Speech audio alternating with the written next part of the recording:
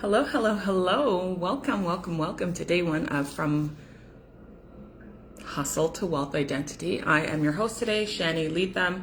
We have a lot to talk about.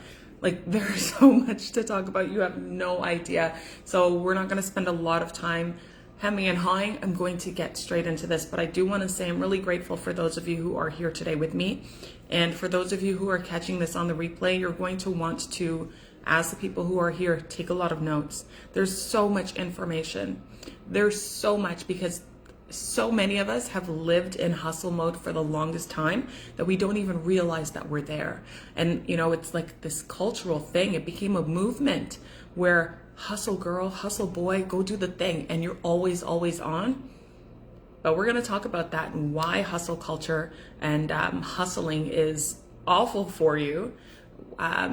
What it does to you, how it can change who you are, who you've been, and how we can transition from being a person who's consistently and constantly in hustle, in exhaustion, in going, in doing, and all of that, into a person who embodies a wealth identity. You're going to see the polar opposites for both of them. They're so completely different. You're just going to be like, whoa. So, as you're coming on here, please go ahead and let me know where you're watching from. I absolutely love to know where my reach is, how far we go. This will be streamed eventually on our YouTube channel, so Shani Leatham in perpetuity, because, this information's got to go out to everyone, right? So it's going to be found there. You can stream it there, which is great. And yeah, I think we're ready to go. I'm just making sure everything is good. Ready to go, beautiful people. So my name is Shani Leatham. I am your wealth identity mentor and transformation specialist out of Toronto, Ontario, Canada. And I am so happy and grateful to be able to teach you today for the next hour and a half. So let's go through some housekeeping. What do my masterclasses look like? Starting with the timing. So they're going to be over 2 days. They're going to be for 2 days. The first day, which is today, and as tomorrow, will be 12 p.m. Eastern Time until 1:30 p.m. Eastern Time. The reason it's like that is because, again, there's so much. I want you to start experiencing a change in yourself. And I, as much as I am a good teacher and a good mentor and a good guide, cannot give you what you need in an hour and a half. We need more time, absolutely more time, which is why we have our 6-month program unlimited. It requires a lot of time to make the change. Well, not a lot of time, but it requires dedicated time and consistent time to make the change. But today we're going 2 days, starting 2 days, and we will be here until, like I said, 1:30 p.m. Eastern Time. There is no homework today. You're very lucky. You're very, very lucky. Every masterclass usually has homework, but there's no homework today.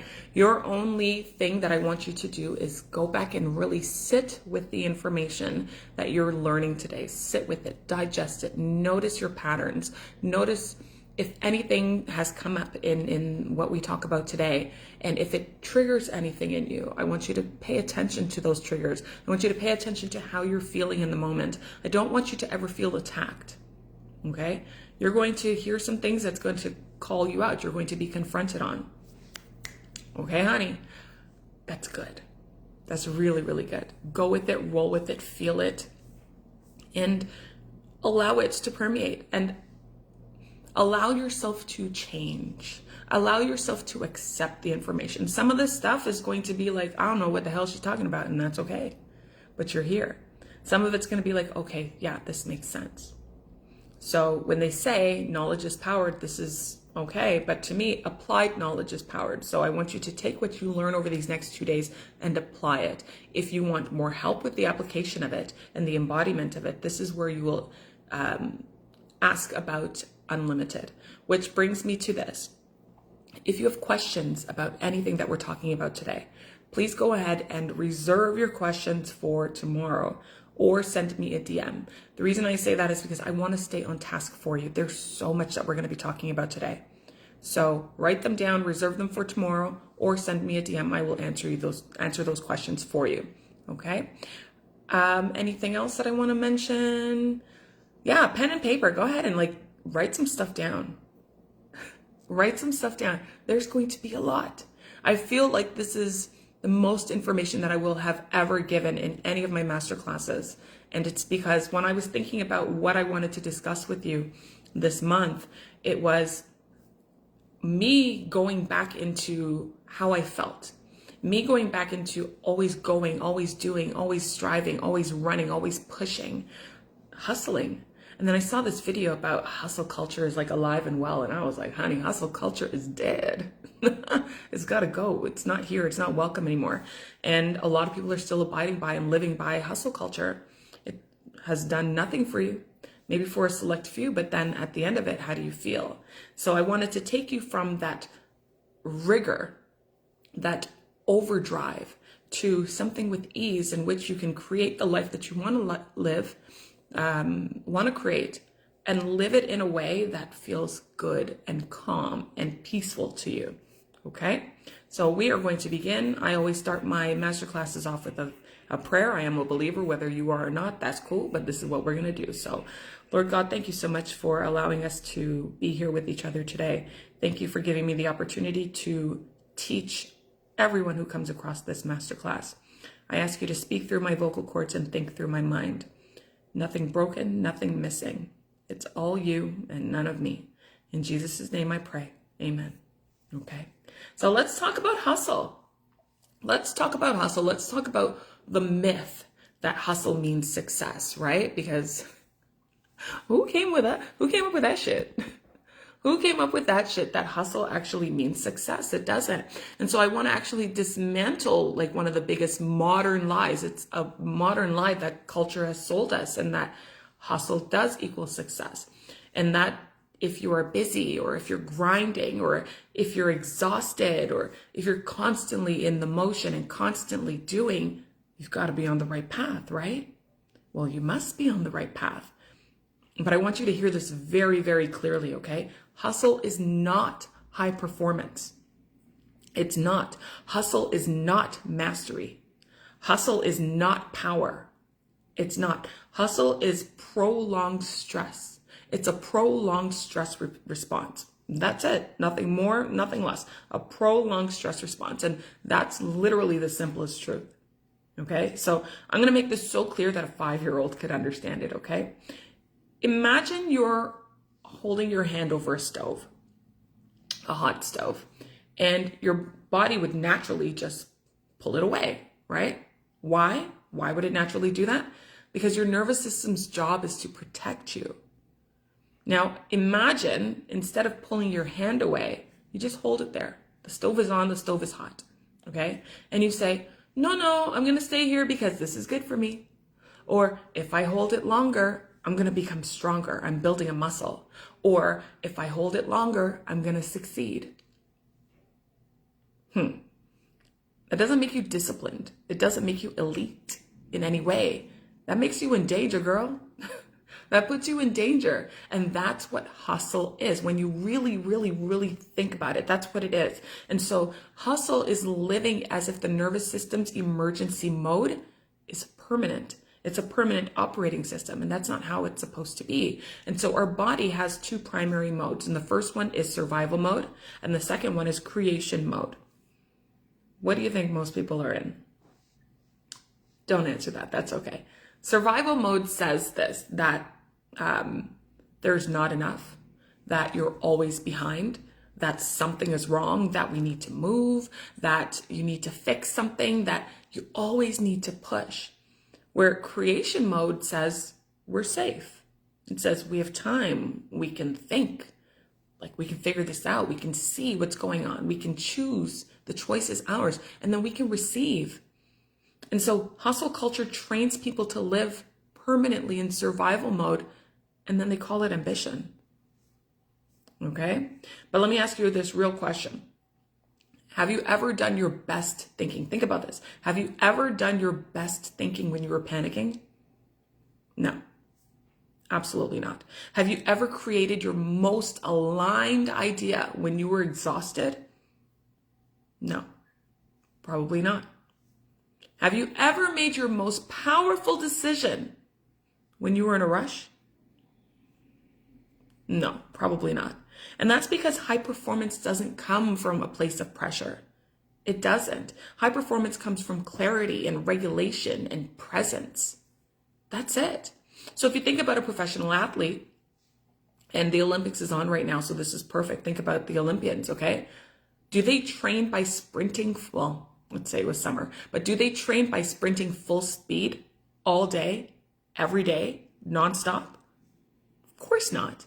Of course not. You know what they have? They have training cycles, and they have rest days, and they have recovery protocols, and they have nervous system regulation, and they have sleep schedules and nutrition timing and all the things.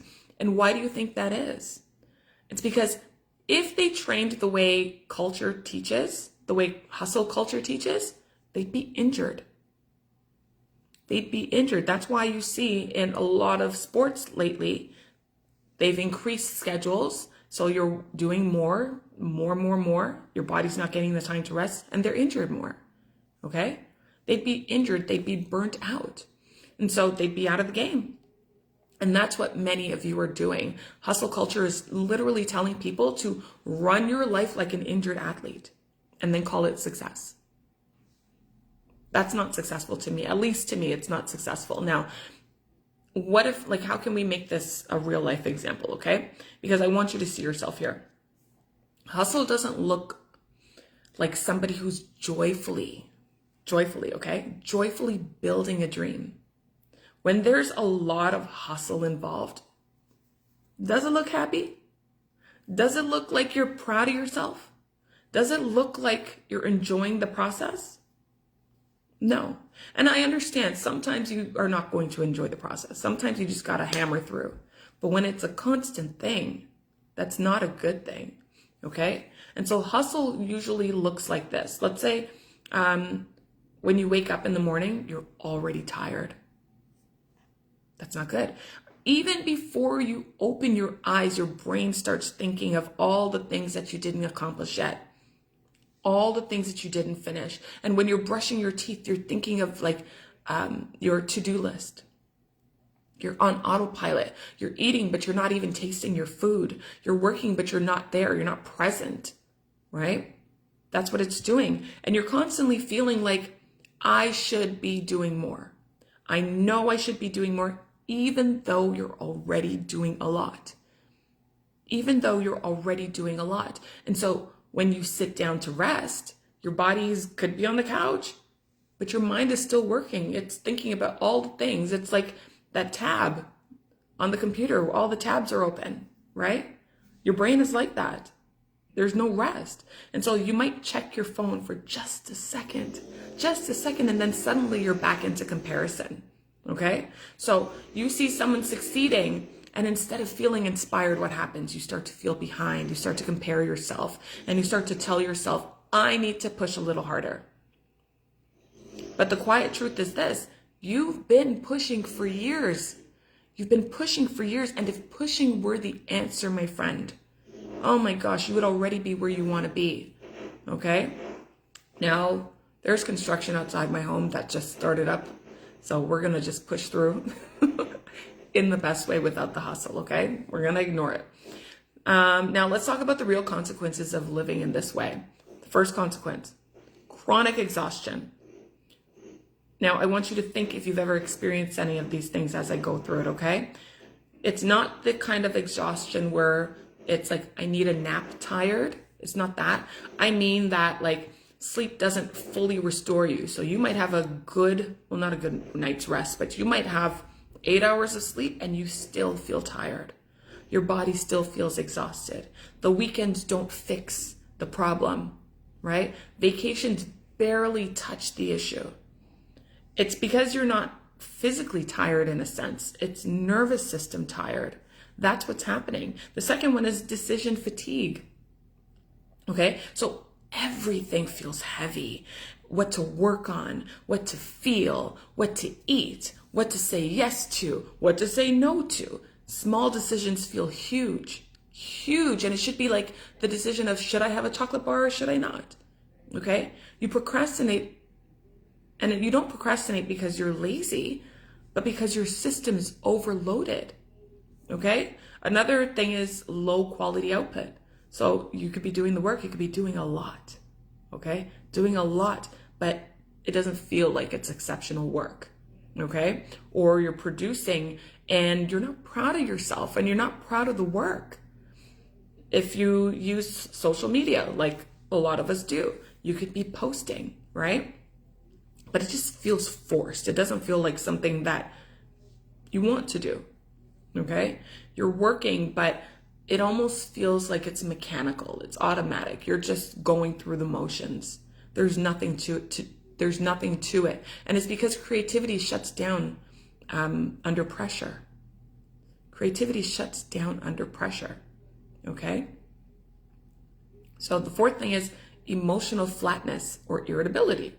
So little things annoy you. Oh my goodness, I could tell you about so many times. Okay, little things annoy you. You're less patient. You're less playful. You are less present. You're not enjoying the moment. It's like when you go to a concert and you just take out your phone. This is me holding the phone. You take out the phone. You're watching the phone. Yes, you're trying to record the situation, the scene, but you're not present. You're not in the moment.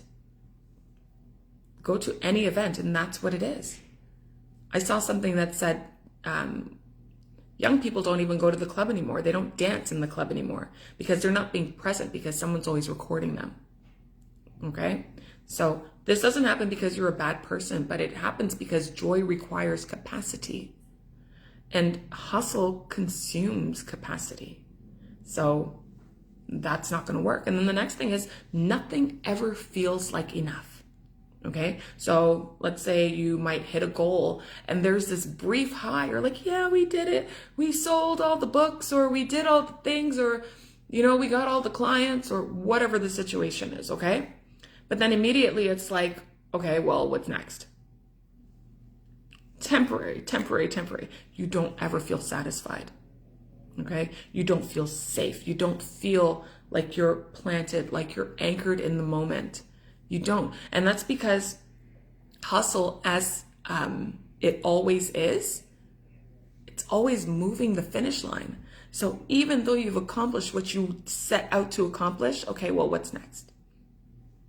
And you don't give yourself the moment, the opportunity to enjoy, to rest in your success. Okay, so it never lets you arrive, and that's not good. Okay, and so now here's this really important part that I want you to understand. None of you are broken. Okay, none of this means that you lack discipline. It doesn't. None of this means that you're not cut out for success.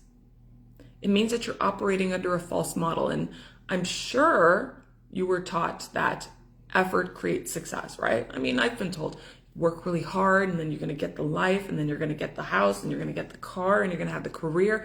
Work really hard, really hard, and then you can work for the company, and then you're going to retire and they're going to give you a gold watch or whatever it is they give you these days, and then you have 15 years left to enjoy your life, right? But you efforted your way to retirement. How does that sound? Okay. You've been taught that effort creates success. We've all been taught that. Every one of us, okay? But effort doesn't create wealth. Identity creates wealth, okay? Effort without alignment creates burnout, period. Effort without, effort with survival identity creates cycles. And then effort with wealth identity, it becomes leverage. So it's the same action, it's just a different internal driver, okay? And one comes from, I'm trying to avoid failure, because we always try to do things so that we don't experience pain or failure. And the other one comes from, well, I expect success. And they see the possibilities, so they do the things so that they can achieve something beautiful, okay? This is why two people can work under the same conditions, the same number of hours, and one slowly climbs and the other one quantum leaps. And it's not work ethic. It's got nothing to do with the work ethic. You probably both have the same level of work ethic. It's your self-concept, and that's who you believe you are. And so hustle is what happens when a person doesn't feel safe to receive. They don't think it's possible that it's going to come, that it's going to last. And so they try to force outcomes with action. If I do this, then I'll get that. If I go here, then I'll see this. If I show up here, then maybe this person will validate me. Okay? They force outcomes with action. But wealth identity is what happens when a person expects life to support them. So their actions become strategic, right? They're targeted and they're calm and they're precise. They're not wild and crazy and frantic. When you hustle all the time, you're wild and crazy and frantic. So if any of this resonates with you, okay, I want you to hear this. You're not behind. You're not failing. You're not late. Okay? You are early in a new paradigm. You can look up paradigm. I don't have time to express what that is. You are early in a new paradigm, one where success does not require suffering. Okay? One where money does not require exhaustion.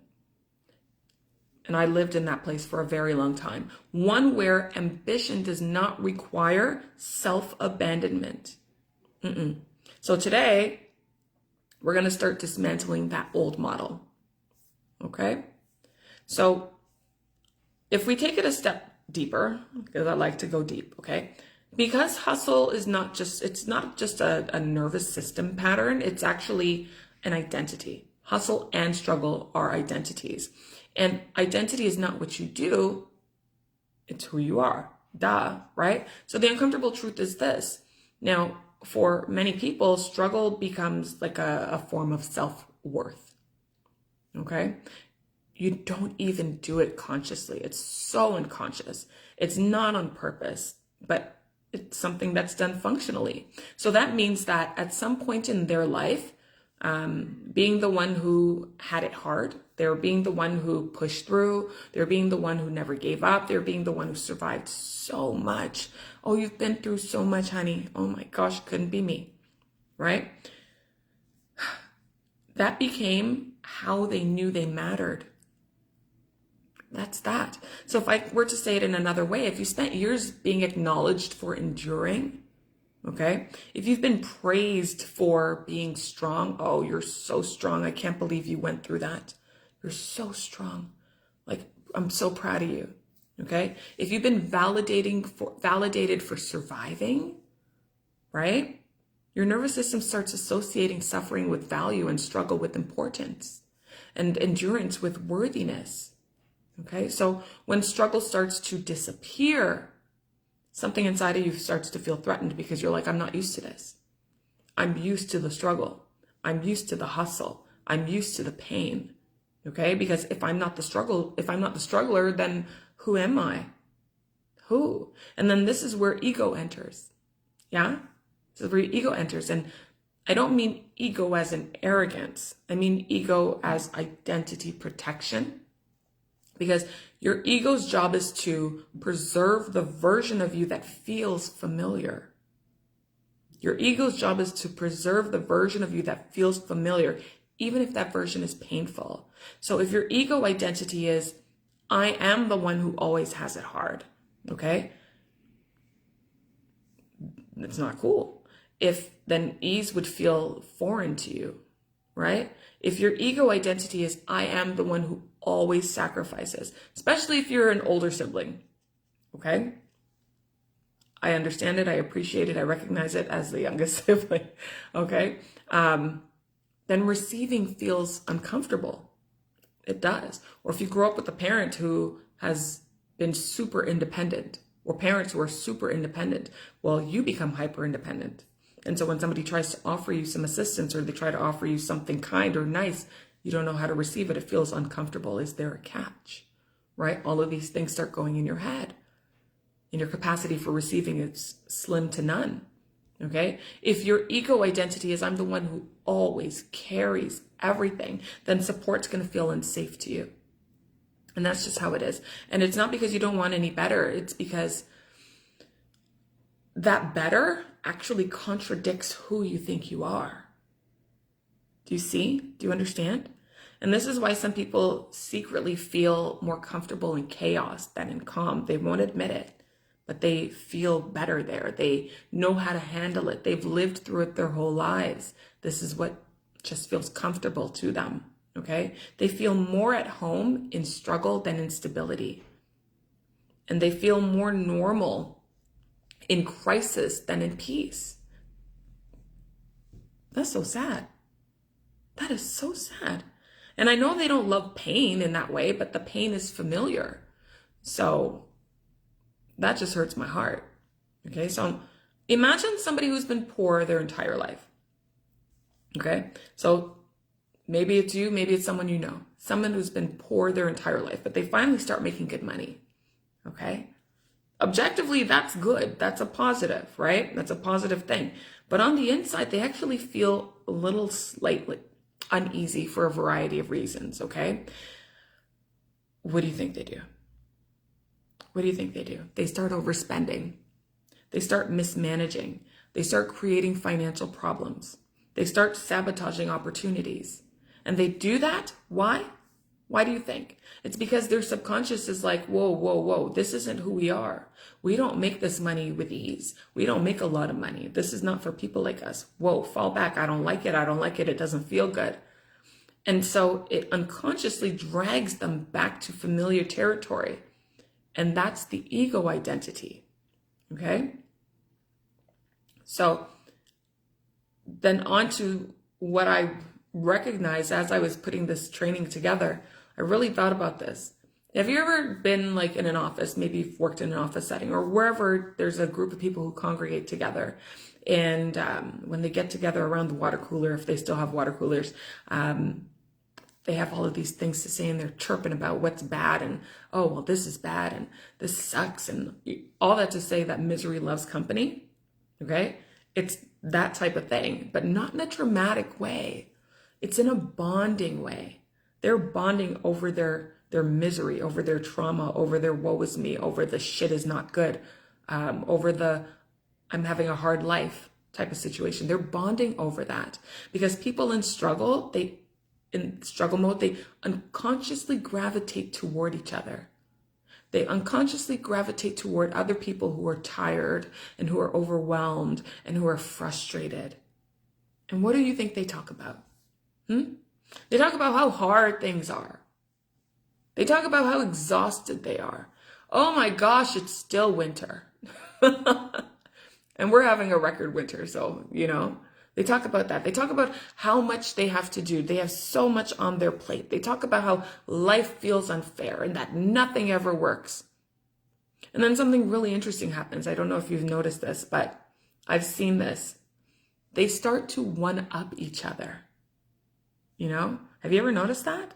So, and it's not like a malicious thing. They don't even know they're doing it. It's so subconscious. So, well, I slept 3 hours. I slept 3 hours last night. Well, I slept 2. What? I worked all weekend. Okay, well, I haven't had a day off in months. What? I feel like I'm so behind. Yeah, well, I'm drowning. That's what happens. And it becomes the suffering Olympics. That's what it becomes. So whoever's struggling the most wins, unconscious validation. That's what happens, and that's wild. And so to translate that, it's like, I matter because I'm suffering is what's being said, or I belong because I'm overwhelmed, or I'm seen because life is hard for me. And so I can be around people who understand that, who accept that, and who can validate those feelings for me. And the part that most people miss is this, though. When you participate in those conversations, even casually, you're reinforcing an identity. You're reinforcing an identity. So every time you say, I'm exhausted, every time you say, I'm so behind, I just can't get it right, I'm barely making it, everything is so hard, I'm broke. Every time you utter those words, you're not just describing reality, you're rehearsing identity. So you've got to be very thoughtful about what you're saying, because your words are a self-fulfilling prophecy. You're telling your subconscious, seriously, that this is who I am. Those things are who I am. And the subconscious's job is really simple if you think about it. It's just to match reality to your identity. That's it. That's the job. It doesn't have to punish. It's not here to punish you or to reward you or anything like that. It's completely neutral. It's just matching it. And so that means that if you keep telling that story that my life is hard, your subconscious is going to say, got it. Let's find evidence. Let's get more hard. More life is hard. I understand now. Do you understand? Okay. And so you unconsciously start scanning for proof. Where's evidence that life is hard? That life is hard for me? Proof that things are hard and that nothing works and that you have to struggle. You are right because you're struggling. This is me scanning. That's what you're scanning. Okay. You notice delays more than opportunities. You notice obstacles more than openings. This is what you become aware of. You notice problems more than the pathways to success. Okay? And it's not that the world is objectively worse, because it's not. It's just your reticular activating system. So that's your brain's filtering mechanism. It's tuned into show me struggle. And it's scanning for struggle. And that's what you get. And this is huge. It's a huge revelation. If you really, really accept it and understand it, it's huge. Because most people think that my life is hard, so I think negative thoughts, right? My life is hard, so I think negative thoughts. That's why I think the way I do, because my life is hard. But it's usually reversed. It's I hold a struggle identity, so I interpret that life is hard. So identity, you see, it goes into the interpretation of life being hard. So if we were to make this extremely practical, let's say you have two people who have the exact same setback. They experience the same setback, okay? The first person thinks, oh shit, of course this happened to me. Nothing ever works out for me. Wah, wah, wah, wah. Okay? The second person says, okay, well, cool, what's the solution? You already feel the difference. You already feel the difference, the vibe in the words that are being uttered, okay? It's the same event, different thinking, different identity. Different identity. One experience is confirmation of struggle because of course this happened to me. And then the other experience is like a neutral obstacle because they're not assigning value to what happened. Okay, it happened. Cool. What's next? What do we do? So that just means that it's neither good nor bad. And so your identity determines your interpretation, and your interpretation determines your emotions, right? And then your emotions determine your behaviors, and your behaviors determine your results, your outcomes. And so that means that if you do not shift your identity, my friend, you're going to keep recreating the situations that justify the old story automatically without even trying. And this is why people will leave toxic jobs and end up in other toxic jobs. And this is why they enter, or they'll leave a dysfunctional relationship and enter into another dysfunctional relationship, right? They leave a situation of scarcity and they recreate scarcity on the other side. That's what they do. Okay? This is identity gravity. It's just pulling you right back to what you know, because you're not changing who you are, you're changing what you do. And let's be real, manifestation is about who you are. You don't manifest what you want, you manifest who you're being. Okay? So if you're hearing this right now, I really want you to take this. I really want you to just hear me and absorb this, okay? Struggle does not mean that you are deep. It doesn't mean you're special. It doesn't mean you are the chosen one because you had to struggle. It doesn't mean that you're worthy of success. It doesn't. Struggle literally means that you've learned survival activity and you've learned it early. That's it. That's all it is. So, and that survival has kept you alive. Okay? It's not even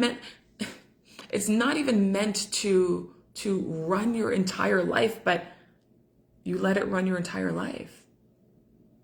You let it do that. And so there's a difference between honoring your past, which is good, and building your future from it, which is even better. So you can honor what you survived. Okay? I'm not saying forget about it. No. Honor what you survived, but do it without making it your personality. And then you can respect like your resilience, because good for you, your resilience. We all require some resilience at some point or another. Respect it, but do it without chaining your identity to pain. Wealth identity does not erase your story, okay? It upgrades your relationship to it. So instead of I'm someone who struggles, it becomes I'm someone who's learned how to survive. And now I'm learning how to receive. And that shift alone begins to collapse the old ego structure. And that's good because ego feeds on labels. And when you remove the label, the ego's like, what? I don't know what to do. The structure weakens. The structure weakens. So if you notice, you often talk about how hard things are, or you bond over exhaustion, or you feel more comfortable around people who are struggling, right? Or you secretly feel suspicious of people who are doing really well, or people who are super calm. Like, why are you so calm? I've heard this before. They're too calm.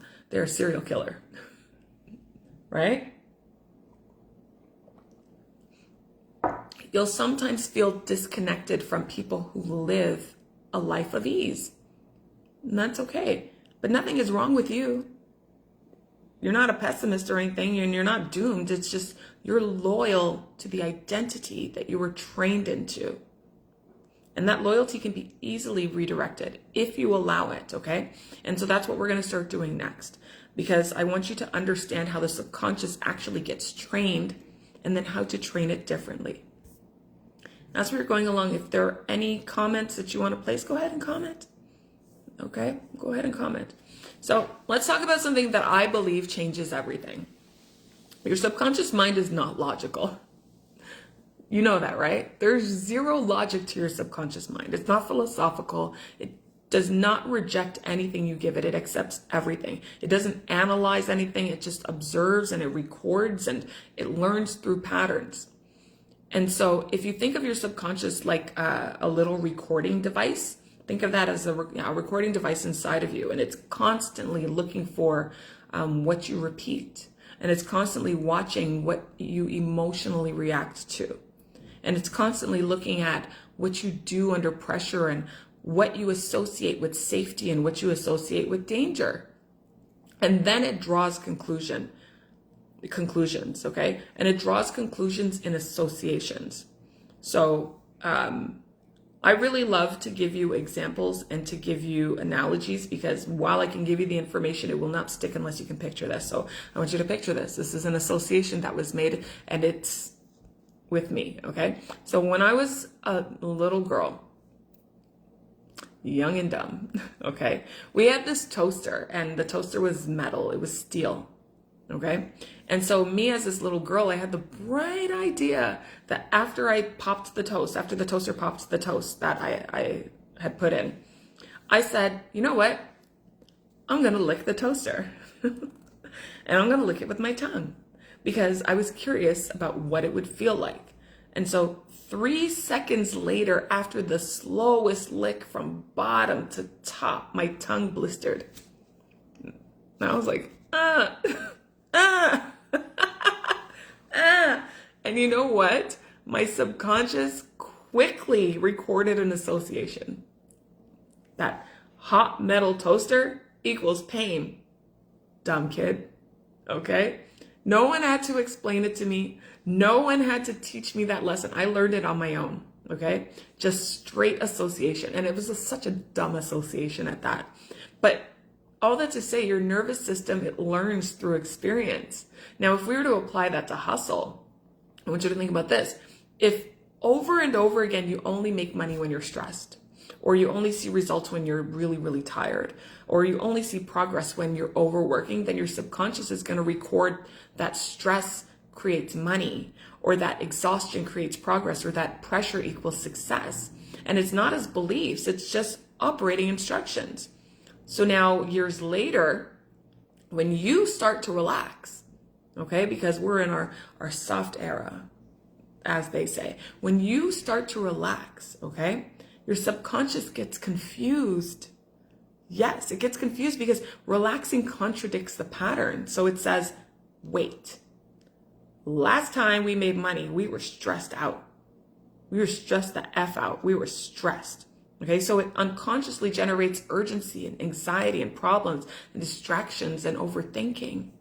That's what happens. And it did it to recreate the conditions it associates with success. And so that's why people sabotage ease. Because if you think it's too easy, you're not going to do it. So you sabotage it and you don't trust it. And because ease doesn't match their training data. Okay, so any pet owners here? Imagine you're training your dog. Okay, and every time the dog sits, what do? You give it a treat. You give it a treat, and that's good. And eventually the sit equals the reward. We know this. Now imagine one day that same dog sits, anticipating his reward, but there's no treat. So then what does the dog do? Like, it looks confused. It might paw at you. It might bark, right? It might repeat the same behavior, but a little more aggressively. And the only reason it does that is because the pattern was broken, that you taught it that to sit means reward. And humans do the exact same thing with hustle. So if your life has repeatedly shown that effort leads to money, or that strain leads to results, or that overworking leads to survival, then when effort disappears, when things become a little easy, your system is like, whoa, something is wrong here. Something is wrong. So it tries to recreate effort. And it tries to do it even when effort is not necessary. That's your subconscious programming. That's what that is. Okay? Now, what I've realized since I've been teaching this material and with my clients, we've been going through the motion in Unlimited for a long time. There are three main ways that hustle wires the subconscious. So I want to share this with you, okay? The first way that it rewires the subconscious is through repetition. So whatever you do a lot becomes normal. So if for 5, 10, or 20 years you've rushed, you've always been rushing, and you've always been pushing, and you've always been striving and multitasking and stressing out, then calm is not your baseline. Okay? Stress is your baseline. So when you try to slow down, it feels uncomfortable. Okay? And it doesn't feel uncomfortable because slowing is wrong. It feels uncomfortable because it's not familiar. It's unfamiliar to you. And so your nervous system says, whoa, this is not home. This doesn't feel good. And so you unconsciously speed back up and go back to the rushing and the multitasking and all the doing. The second thing is an emotional charge. So your subconscious learns faster when emotion is involved. Okay? So high stress equals high emotional charge. So if your best financial moments, since we're talking about wealth identity, if your best financial moments were desperate, okay, maybe they were scary, it was a high pressure situation, or the money only came in at the very last minute, okay, those moments get stamped deeply too, because then your system is learning that money arrives in crisis. And so later, what do you think you do? You unconsciously create mini crises. Crises. That's the word. Mini crises, okay? You create deadlines and urgency and last minute scrambling because that's what you're familiar with, okay? You don't like chaos, but chaos is your doorway. And that's the doorway that your system recognizes. And then the third thing is identity repetition. So there was repetition, but identity repetition. And so every time you think I'm always struggling, or I'm barely making it, or I have to try so hard, you're not just venting. That's why I say watch what you say with your lips, with your mind, okay? You're reinforcing an identity. And identity is the strongest programming language. It is. So it's stronger than visualizing, it's stronger than affirmations, and it's because identity answers the question of, well, who am I, right? And the subconscious organizes reality around that answer. So all that to say, if you don't have a strong identity, right, the results that you have in your life are going to mirror that. So when someone says they want things to feel easy, let's say they start a business and their first week is kind of calm, which might be an oxymoron because businesses can feel a certain way, but there are no emergencies, there are no fires, there's no chaos. It's objectively good, right? In that first week, inside, that ease doesn't feel good. It feels uneasy. It feels restless. It feels unproductive. And so then they start checking emails like obsessively. What's going on? Any new clients? Anybody ask for anything? Do we need to do this? Do we need to do that? Right? They start tweaking things without reason. Without reason, they create tasks for no reason. They start picking problems. And the reason they do that is because calm doesn't match their self-concept. So their subconscious says, this does not look like success. It's too simple. It's too easy. And so they manufacture stress. That happens so often. So now, if we were to go back to the example, of someone who finally has money, right? We were talking about this earlier. So somebody who finally has money in their savings, right? And they've never had that before. Instead of feeling safe, they kind of feel anxious, right? And then they start to overspend and they start to overgive and they make these impulsive purchases. Why do you think that is? Okay, I won't make you wait. It's because having money contradicts their what? Their identity. And so their subconscious says, this isn't who we are. And so it pushes reality back to like that familiar territory. And so we're clear, this is not self-sabotage, because self-sabotage implies intent. This is self-consistency. So humans will always try to stay consistent with their identity, even if that identity hurts. And so when people say, I don't know why I keep doing this, the answer is because your subconscious is following old instructions, not new desires. And desires live in the conscious mind, and patterns live in the subconscious. And patterns win every time until they're reprogrammed. So I want to say this clearly to you. Your subconscious does not respond to what you want. It responds to what you repeatedly experience and embody. And so that means that if you want a different financial reality, you have to train a different internal normal. You must. And you can't do it just once, and you can't do it on occasion. You have to make it systematic. Okay? And this is why like surface level affirmations don't stick. They don't work. You can say, I am wealthy. I am wealthy. I am confident. I am strong. You can say all the things, right? But if your daily lived experience is rushing and stressing and overworking and panicking, your body's just broadcasting, I am surviving. That's it. And the body overrides the mouth, always. So the real work becomes changing the experiences you repeatedly give your nervous system, not just the thoughts, which leads to this next phase, okay? So if hustle and struggle are learned, and they are, if hustle and struggle are learned, then they can be unlearned, right? It's great. And then they can be replaced, and they can be replaced with a new identity, and that's fantastic, a new baseline, a new internal normal, whatever you want to call it.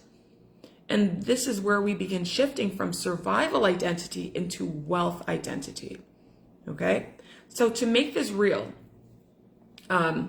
if hustle identity is running your system, and we know that it is because it's an identity, it leaves fingerprints, okay? And it leaves them everywhere. It's just touching all over all the things in your life. Everywhere, everywhere, everywhere. It's not just in your work, it's in your thoughts, it's in your body, in your relationships, in your relationship with time, in your relationships with money. So I want you to listen, but don't judge and don't try to fix anything, okay? Don't even try to analyze it. Just notice, because recognition collapses illusion. So the first thing is, let's talk about your relationship with time. Are you late all the time? Are you always early? How do you feel when somebody's late? How do you feel when somebody doesn't, if they're not considerate of your time? Think about that. Does time always feel scarce for you, even when you technically have enough, right? Do you look at your day and think, there's not enough hours in the day for me to do all the things that I want to do? Do you look at your week and think, well, man, I'm behind, right? Do you look at your year and think, I should be further along, right? Even when you're objectively doing a lot, time feels like it's chasing you. And so you rush the simple things and you eat quickly and you respond quickly and you move quickly. Even right now, I can guarantee you, you're probably breathing a little quickly. Stop, pause, and take a deep breath. Okay? You do this. I don't think you want to be Usain Bolt and you love speed. I don't think that's what it is. But it's because stillness feels unsafe and it's an unconscious thing. You don't even realize it. It's like there's this low grade hum of hurry, hurry, hurry. Okay? Now, notice this. Hustle identity does not experience time. It fights it. Okay? So life becomes something to outrun. So then if we get into your relationship with rest, you do rest. Okay? That's fine. But the rest doesn't feel like good rest. It doesn't feel clean. Your body might just stop.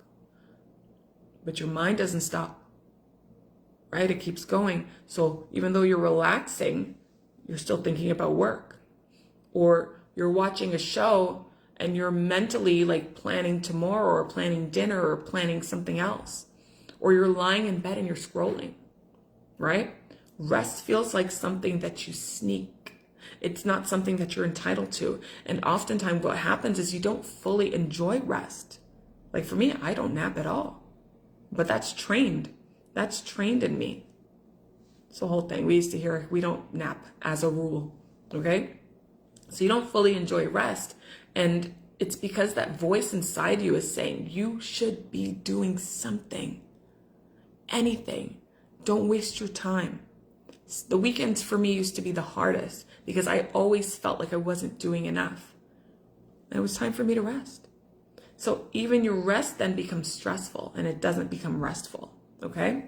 Now, if we talk about your relationship with effort, with the doing, you're going to most likely equate progress with exertion. So if something feels easy, you get suspicious and you think, well, this can't be enough. This can't be it. So you add more and you add more and then you complicate things and then you stack tasks on top of the next. And then you're layering projects and you're coming up with all the things that you can do. And the reason is, deep down, if it's not hard, it doesn't feel real. That's trained, that's conditioned. And so you accidentally turn simple paths into complex one unnecessarily. And I know you don't love the complexity, right? Maybe that's your shtick. I'm a complex person. Yes, baby doll. Okay, cool, great, fine. But you know what's happening? Your identity is associating complexity with legitimacy. And they don't need to go together. And so then let's talk about your internal dialogue. Your internal dialogue, it's often some version of, I have so much to do. I need to get my shit together. I need to push harder. Even on good days, my friend, even on good days, even when things are working and when progress is happening, your baseline tone is pressure. It's not encouragement. It's not neutrality. It's literally pressure. And then your relationship with money, because we want to talk about that, money feels tight. Even if a lot is coming in, money feels tight. Money feels temporary. Even when it's consistent, it feels fragile. You feel like it could disappear. So what do? You worry about it and you think about it and you try to control it. And you monitor it closely, or at the same time, you avoid looking at it, right? I used to hear, I'm not looking at my bank balance. I don't want that type of negativity in my life, right? You avoid looking at it because it feels heavy, and that's emotionally loaded. And then your relationship with problems, there's always a problem. And so if one gets solved, then your mind finds another problem. Like, make it make sense. Your life is not terrible, but your identity is so accustomed for scanning for issues so that silence feels unfamiliar and things that are just as they are, neutrality, it just feels strange to you. It feels so strange. And so then your mind fills up space with something, anything to fix, anything, something to optimize, something to improve. And then we consider your relationship to yourself, with yourself. You're harder on yourself than you would be on anybody else, than you would be on someone you love. Why is that? Why is that? You notice all the things you didn't do more than the things you did do, right? You're always moving the goalpost. You achieve something, nope, it's not enough. You achieve something, nope, it's not enough. You achieve something, no, it's not enough. And so you very rarely pause and say, you know what, I'm proud of myself. I did well. I did well. And if you do that, it feels awkward, doesn't it? It almost feels undeserved. And so none of this makes you weak or flawed or broken, my friend. This just makes you trained. And this survival conditioning looks like, it's what it looks like in a modern world. And if you look around, all the people that you know and love, almost all of them are living their life in that way. Like, it doesn't look like you're being chased by lions, right? Like you're running from lions, as people would make you think, right? It looks like inbox anxiety, right? It looks like calendar pressure. It looks like chronic self-criticism, that you're never arriving. You're always striving. You're always chasing, right? Now, I want to give you a soft contrast, okay? People with a wealth identity, which we're going to go into more so tomorrow, okay? They do not feel rushed by life. They feel in conversation with life. Isn't that nice? So time feels like something that they move inside of, not something that's chasing them. And so rest feels normal. It doesn't feel that they don't feel like it has to be earned or that it has to be negotiated. Just normal. They don't equate effort with value. They don't equate alignment with, or they equate alignment with value. They still work. Okay? They still build. They still take action. And their action comes from a place of clarity, because they're aware of what's going on. They don't panic. I mean, they might panic, but it's not coming from panic. They don't speak to themselves in threats. Honey, speaking to yourself in threat. If you don't do this, you're going to lose your job. If you don't do this, you're going to lose your house. If you don't do this, you're going to... Speaking to yourself in threats, right? They speak to themselves in standards. So they don't say, what's wrong with me? They say, okay, well, what's my next move? And the move better be aligned, right? Money is neutral to them. It's just a tool. It's got to be circulated. They don't hold on tight to it. They invest in their mind, not just in entertainment, right? Money's not emotional. It's just neutral. It's like water, right? It's like water. It's like electricity. It's like that resource that circulates. Like I said, they don't constantly search for what's wrong. They notice what's working. So it's like looking at things from two sides of the coin. Okay? And so when something isn't working, you know what they do? They address it. And they address it without spiraling and without self-attack and without collapsing. And the most important contrast of all is that hustle identity feels like you're inside the problem, where wealth identity feels like you're standing over the problem looking at it. Same reality, just different vantage point, different identity, right? And so I also want you to notice that I didn't say that wealth identity never faces challenges. And I didn't say that wealth identity never works. And I sure as hell didn't say that wealth identity never experiences contrast, because they do. What I said to you is that they experience life from a different internal position. So they're not surviving on the inside. They're not inside proving. They're not inside earning worth, but inside expectation. Yeah? So it's expectation of support, an expectation of movement, an expectation of growth. And so if hustle identity feels like, I hope I make it, I hope so, right? Wealth identity feels like, of course I'm making it. Of course it's working. It's not cocky. It's just confidence. It's calibrated. They know. So if you see yourself in hustle identity, there's no shame to that, okay? There's nothing really to judge, because most people live that way. And it's just what you've been taught to live by, how to live. It's how you've been conditioned for a majority of your life. So I don't want you to feel bad about it. And there's really nothing for you to fix today But it's just simply something that you outgrow. Just like when you were a child, you outgrew a pair of shoes or a pair of pants. It's something that you outgrow. And so the moment that you realize that this is an identity, not who I am, you've already begun leaving it. And that's good.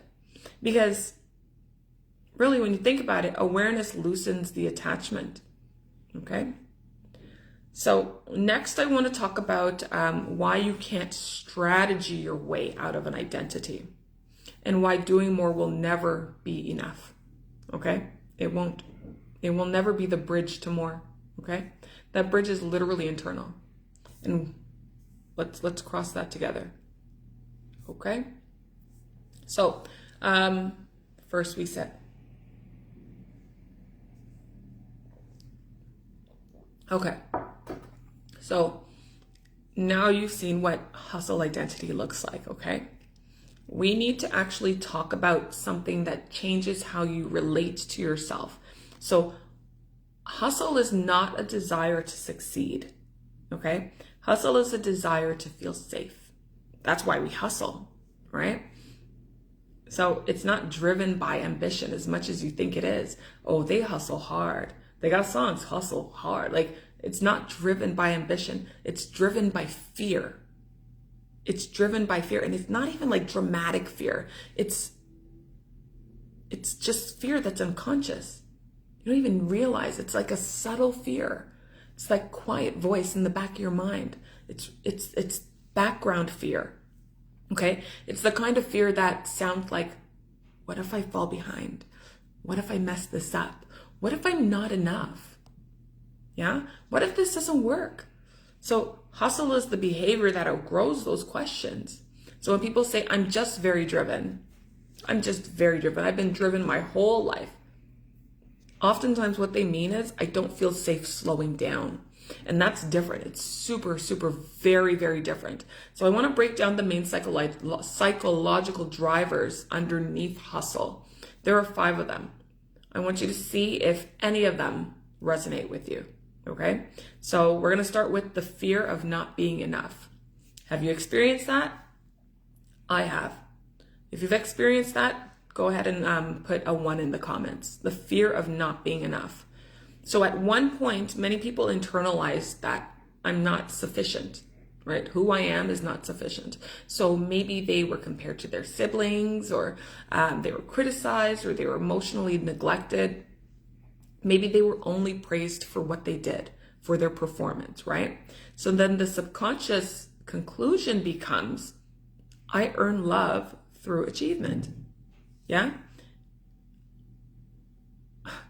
So then hustle becomes, look at me doing, hey, look, I'm trying, or hey, look, I'm pushing, I'm doing all the things. It's a bid for worthiness. It's not success. And so that means that even if they succeed, the hole doesn't fill, because success can't heal a wound, a worth wound. You can't.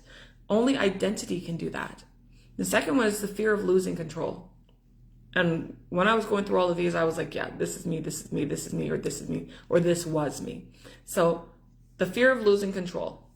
Hustle gives the illusion of control. So if I'm busy, and if I'm doing, and if I'm managing, then maybe nothing bad will happen. And so then when you're still, like stillness feels like you're letting go, right? And letting go feels like danger. And so people stay in constant motion. And they don't do it because motion is effective. They do it because motion feels safer than surrender. Okay? Motion feels safer than surrender. And then there's the fear of slowing down and then feeling.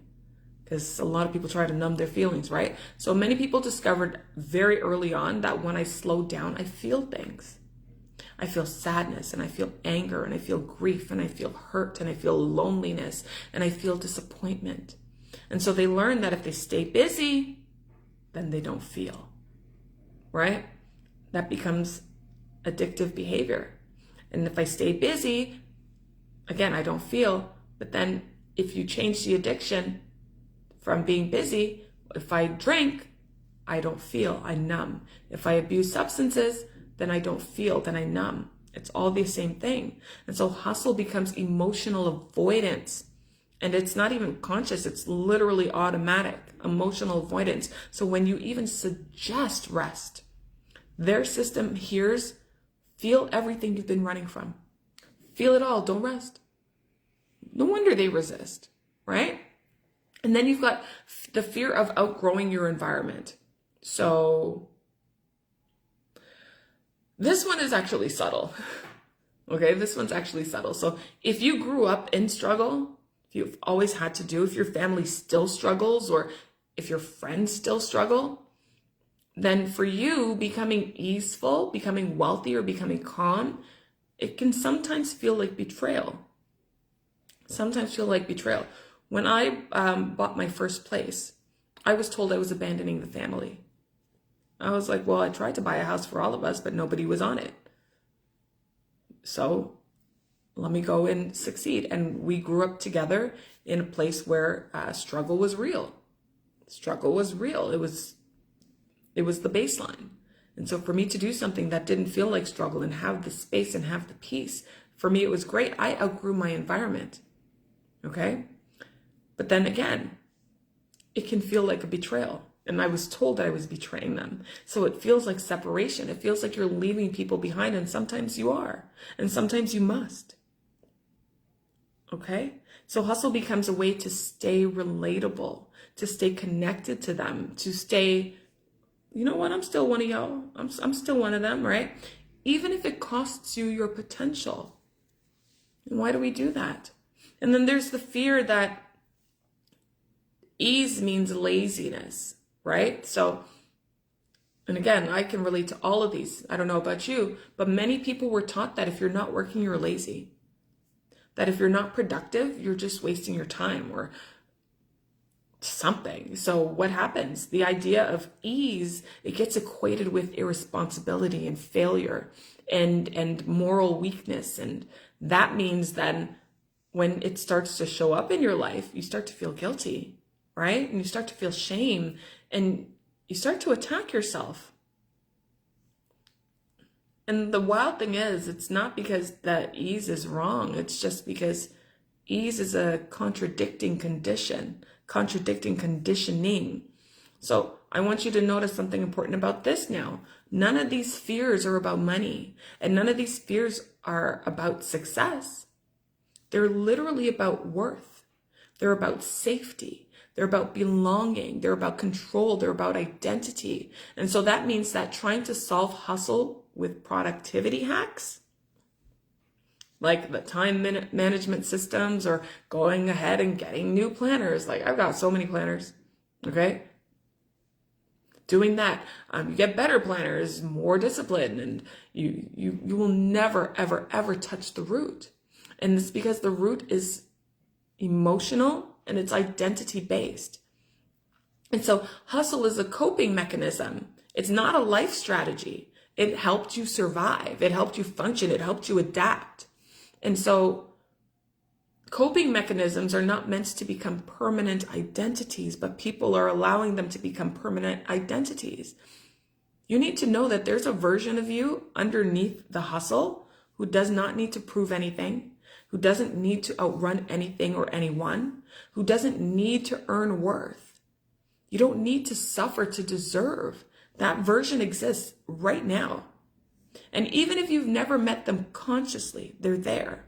And so tomorrow we're going to start building the relationship with that version, okay? And we're going to do it by understanding and installing a new internal operating system, one that is rooted in safety and the worthiness and the expectation and receiving, because wealth identity, can we talk about it?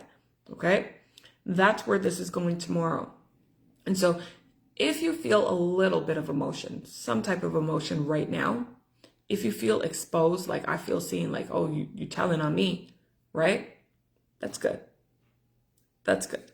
It's not your weakness. It's just recognition. Okay. And recognition will always come before transformation. You have to see it. You have to notice it. You have to be aware of it. You have to recognize what it looks like, what it feels like. And then we can replace it and provide a transformation. Okay. Good on time. Okay. So now we arrive at I think this is the most important distinction you'll ever learn, okay? You do not create life through strategy. I repeat, you do not create life through strategy, okay? You create your life through what, guys? Through what? Identity, okay? If you look at it, strategy goes downstream and identity goes upstream, okay? And most people try to change their life with downstream, by going downstream with strategy. And so again, they change their planners and they change their routines and they change their schedules and they change their apps and they change their techniques, but they keep the same self-image. So nothing truly changes. It doesn't. And this is why you can have a perfect plan and still not follow it. This is why you can know what to do, exactly what to do, steps A through Z, okay? And still not do it. This is why you can buy all the courses, read all the books, watch all the trainings, save all the videos, and still feel stuck, okay? Because information doesn't override identity, my friend. Okay, how do I make this simpler? A person who identifies as a runner does not need to be motivated to run, okay? They don't wake up and negotiate with themselves. They don't bargain with themselves. They don't rely on willpower. They run because this is who I am. This is me, right? A person who identifies as disorganized, they're going to still create disorder unconsciously, even with the best systems, even with the best of the best of the best, all of them, they're still going to unconsciously create disorder, okay? A person who identifies as unlucky, they're going to unconsciously notice evidence of bad luck everywhere, every time, in every instance. A person who identifies as wealthy, they're going to unconsciously notice opportunity all the time, okay? So same environment, different identity lens. And so most personal development teaches that if you do this, then your life will change. But the real transformation is become this and your behavior will change automatically. So it's not about what you're doing, it's about who you're being. That's why the people who are ultimately really wealthy, right? They just see that for themselves. They identify as wealthy. The people who have come from nothing and gone into something, like myself, I was in foreclosure and brought in over $1 million in 9.5 months through an identity shift, an identity change, and an embodiment of it, okay? I had to become something different in order for me to experience a different reality, in order for me to live life in a different way. That's what has to happen. The transformation was become this, and your behavior will automatically change. And that's a very, very, very different model, okay? So I guess I want to say something, and it might sting a little bit, but you know what? I do not give a damn. I do not care. But ultimately, it's still going to feel a little relieving to you, okay? You have not failed at consistency. I repeat, you have not failed at consistency. Consistency has failed at addressing identity because you've been consistently doing and being something that gives you the opposite of what you want. So even though you're doing all the things and you're showing up day after day, and your business is not growing and your income is not changing and your followers are not growing, vanity metrics, we don't care about that. You see no change, there's no progress. You're eating the right foods and you're exercising and you're doing all the things, but you're not losing the weight. Even though you're doing all the things, okay? You're consistently doing the things. You're doing the wrong things. And you're doing the things that give you the opposite of what you want. So you can be consistent. And be consistent and get the opposite result, okay? You have not failed at discipline. Okay? Discipline has failed at healing worthiness. And the reason that it's done that is because you're disciplined in the wrong things. You're disciplined in the wrong things. And so you failed. You've not failed at taking action. Okay? You've not failed at taking action. I would like to say that action has failed at changing your self-concept. Because it's not about what you're doing. It's all about identity first. So your self-concept has to change first, and then your actions will change. Okay, so it's got nothing to do with what you're doing. It's about who you're being while you're doing it. Okay? And you're trying to solve an identity problem with behavioral tools. Let it go. That's like trying to change a reflection and looking into the mirror and yelling at it. Like, that's how you try to change it. Like, I dare you, go ahead and try it. Go and look in the mirror and start yelling at yourself and try to change your reflection. It's dumb. It doesn't work. It doesn't work. Okay? The mirror is not the problem. The source is the problem. And so identity answers 3 silent questions. Okay? The first one is, who am I? The second is, what is normal for me? And the third is, what do I expect? So if you haven't, go ahead and write those down. Who am I? What is normal for me? And what do I expect? Okay? Those answers are going to quietly dictate what you tolerate, what you pursue, what you sabotage, what you repeat.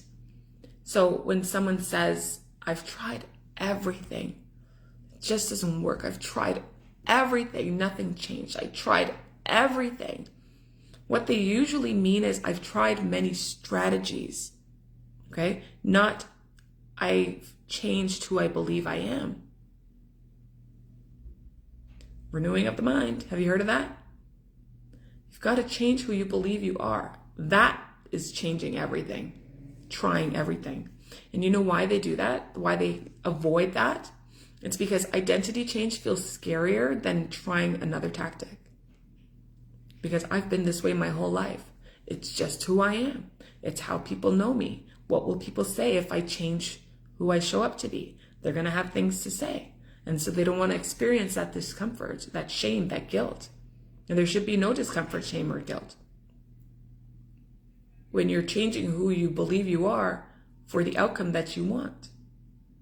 Life is so much fun when you experience it from the identity of who you desire to be. And you can choose to be any and everything. You can choose to be whoever you want. Whoever you want. It's like when you go on vacation and you have all your nice clothes and you're doing all the things and you're a lot more gregarious and you're a lot more outgoing and you're talking to everyone and you're partying with people and you make friends and you guys go out for dinner, or if you're on the resort, you invite them to your table. But at home, you're quiet, you're muted, you don't say anything to anybody because that's how you've shown up. That's the identity you adopted, right? Vacation you is the real you. That's your true identity. But you wouldn't dare show the people who know you, the people you see at work, the people who are in your life. You wouldn't dare show them that because identity change feels scarier than trying another tactic. And strategies, if I'm being honest, they just feel safe, don't they? And identity, like changing, it feels like death. And it is. It is. You have to let go of the old to bring in the new. You have to.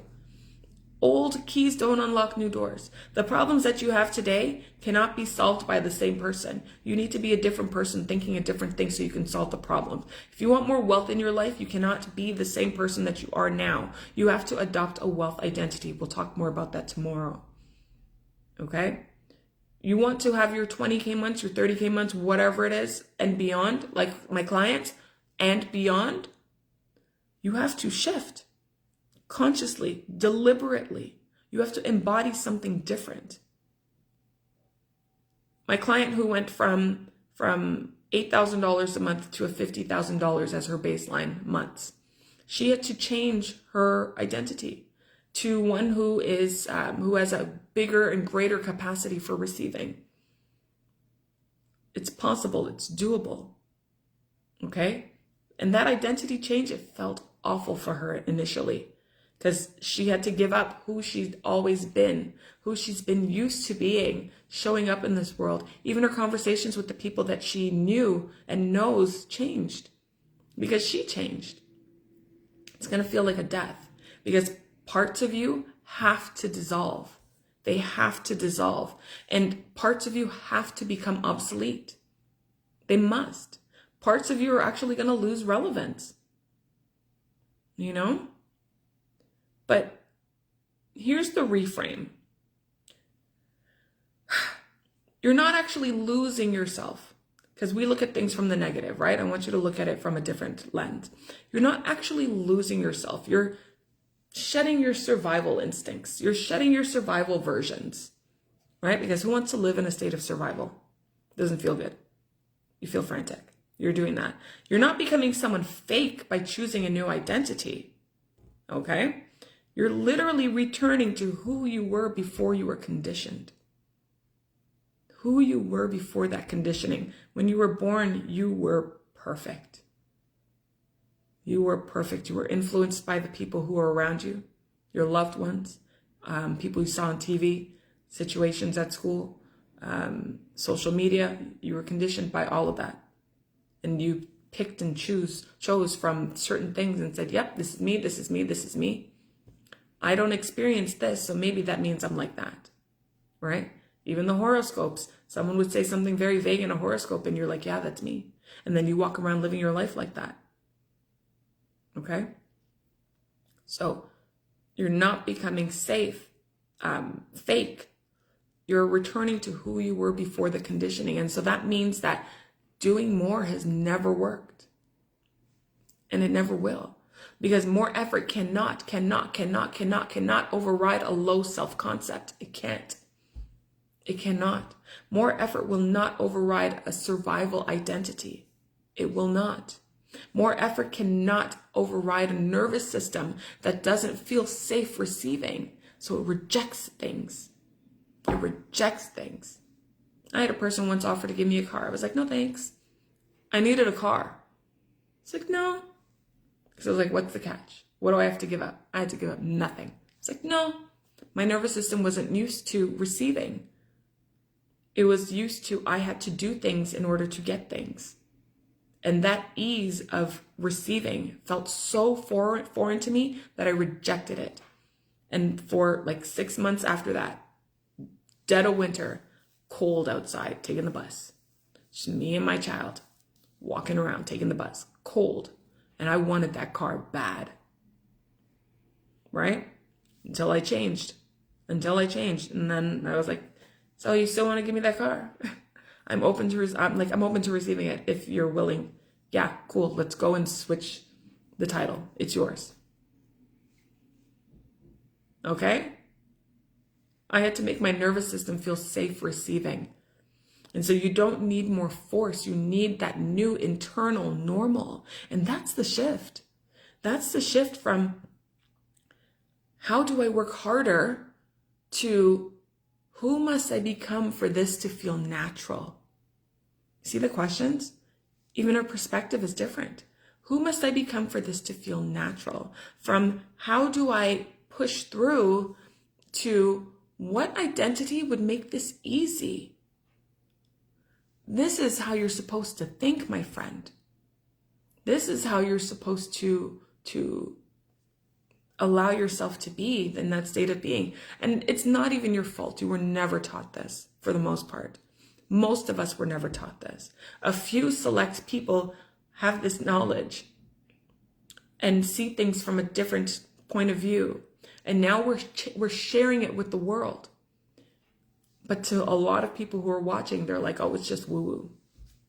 I need strategy. I need something tangible to do, something tangible to see, touch, feel. My 3D senses instead of what's going on in the inside. And if this were taught at our formative years, while we're in school, there would be so many people, more people succeeding, more balance of wealth, more living the life that they want to live, better health, better opportunities, more access. But we were conditioned into fear and into lack and into scarcity. And then we adopted those identities because this is how it must be. We're changing that, babe. We are completely changing that, okay? And it's like when you go from, what else should I do? What else should I do to what version of me has figured this out? What version of me has already figured this out? That's how you need to think, okay? And so when that question becomes your orientation, then everything changes. But it doesn't change overnight, and it's not going to just happen like magic, okay? Like, that's not what it is. But it changes structurally, and it changes, and it becomes something that lasts, because that's the only kind of change that lasts, okay? Whew, I did a lot of talking today. I did a lot of talking today.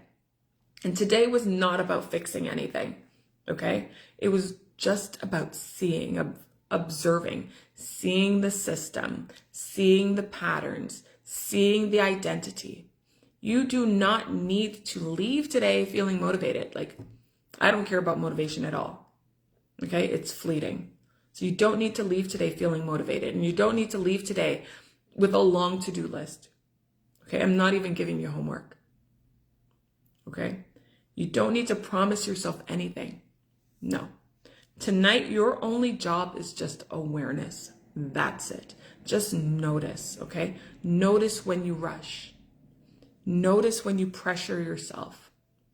Notice when you say things like, I'm behind. I don't have enough.